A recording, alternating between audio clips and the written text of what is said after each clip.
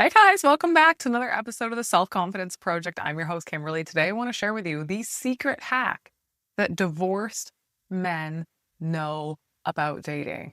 Are you one of these men? Now, understandably, many men that have been through very stressful or traumatic divorces truly believe that it's going to dampen, hinder, or harm their chances at finding love again.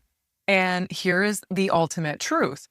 Divorce can, and can is the operative word that I'm using here, divorce can give you a secret advantage at dating if you understand what I'm going to be sharing with you in today's video. You see, men that are divorced that ultimately are reflecting and growing and learning from their prior relationship end up becoming some of the most attractive men in the dating world, not because they've had a divorce, but because they know what it takes. They've lived it, they've failed, they've grown, and they've become wiser for it. And that's what I'm going to be unpacking in today's video. But also later in this video, I'm going to be sharing with you 5 statements that men who have learned from their divorce make that instantly show a woman that you have in fact matured.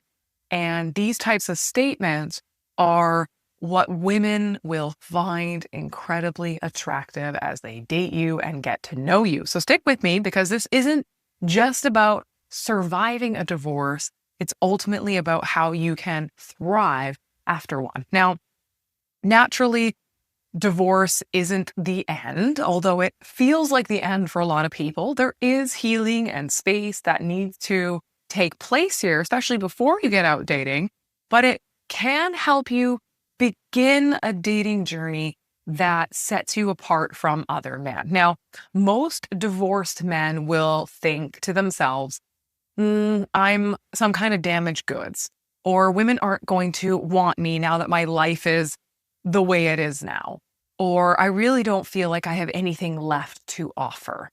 And understandably, we go through really traumatic emotions after divorce. It's akin to some of the biggest life stressors a person can go through. But in reality, divorce can be the very thing that shapes you into a man who knows how to love deeply and can lead confidently. Now, to give you some contrast, right? When men get a divorce, they might inadvertently become the kind of man that's very complaint driven. So this type of man says things like, my ex absolutely destroyed me, and women are all the same, and dating apps are just a joke.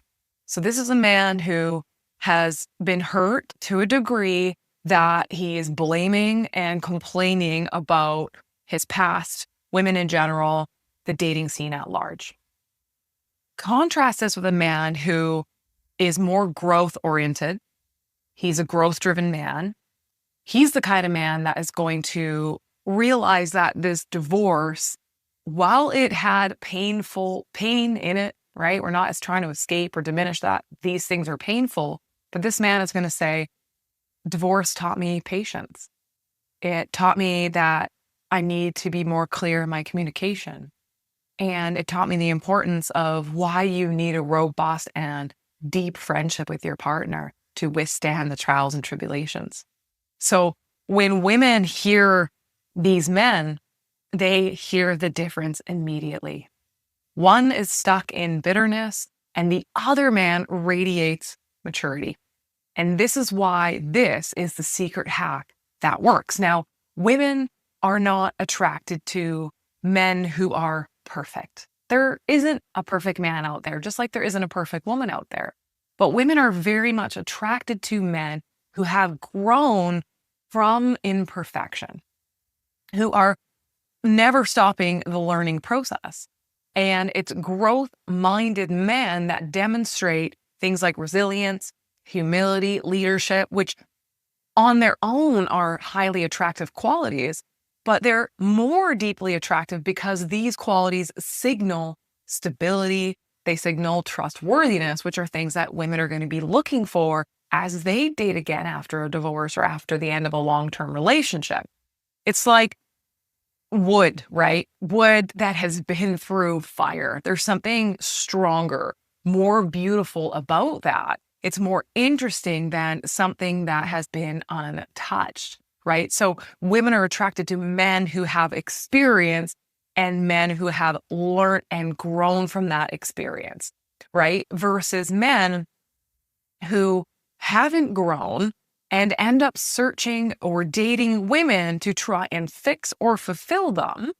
And most women are going to reject that idea because they don't want men that feel like rehab centers, right? They want a partnership, someone who is on a journey of growth with them. Now, many of you men who are mature, who are already embodying this kind of secret hack, are going to very quickly recognize women who are looking for a savior versus women who are looking for a partnership. You'll be able to recognize it the other way around. So how do you actually learn to frame your story after divorce? Because women are listening for this framing, and how you as an individual talk about your past ultimately reveals your emotional maturity. So if you're the complainer and you say things like, my ex was totally crazy, that is framed very differently than a man who says, I learned communication really has to go both ways. And I recognize that I wasn't always great at that. So the tip here, guys, is when you share your story as ultimately a journey of lessons versus a journey of blame, this ultimately will make you incredibly magnetic because women can sense this humility and ownership that you are taking. Now, I've seen this play out, this complaint versus growth oriented man, especially on dating apps, right? If I work with a client and I see that in his dating app, he's still putting some kind of passive aggressive dig at his ex or a little bit of, mistrust towards women as a whole, then it's understandable that this man is not quite ready to be dating. He's not quite healed, because the healing journey and really healing and processing from your divorce, you will get to a point of acceptance and growth and learning your own lessons. So this is why I say in many of my other videos, it's really hugely important that you understand your role in that divorce. You learn some of your lessons. You recognize your strengths in that relationship equally as you recognize your own weaknesses, and begin working on both of those areas. Make your strengths even stronger and make your weaknesses less weak ultimately, so that you don't end up in a relationship where you repeat the patterns. Even if you think you've chosen a radically different woman, you're just still going to show up the same way. So this leads me to talk about the types of statements that, if you're a healed man who is seeking growth and is looking for a true partner, naturally you're going to be saying these types of things anyways. But if you recognize that you're not saying these types of things, this isn't about blaming you or making you feel bad. It's just about helping you realize where you are in this post-divorce journey. It's not a straight line. Healing is not a straight line. And you may need to actually spend some time doing some deep self-reflection and learning from your divorce before you're actually ready to meet a partner who's going to help you grow the loving, deeply committed relationship that you're going to want to be seeking, or that you might want to be seeking. So the types of statements that women find attractive and are also representative of where you are in your healing journey are things such as, I've learned that relationships are very much built on friendship, and dating your partner really should never stop, right? It's a lesson of growth and reflection. It's a statement that ultimately encapsulates that. You might also say something to the effect of, my past relationships really taught me the importance of listening before reacting. And it's something that I am constantly working on, right? That shows that you're learning, that you're open to growth, right? You might say something like, I believe in relationships always needing to create new experiences together, because this novelty and these memories ultimately become the glue of a relationship. Maybe this is something you're going to be learning, right? Or you might say something to the effect of, I've learned that honesty is easier than pretending, even when it's deeply uncomfortable.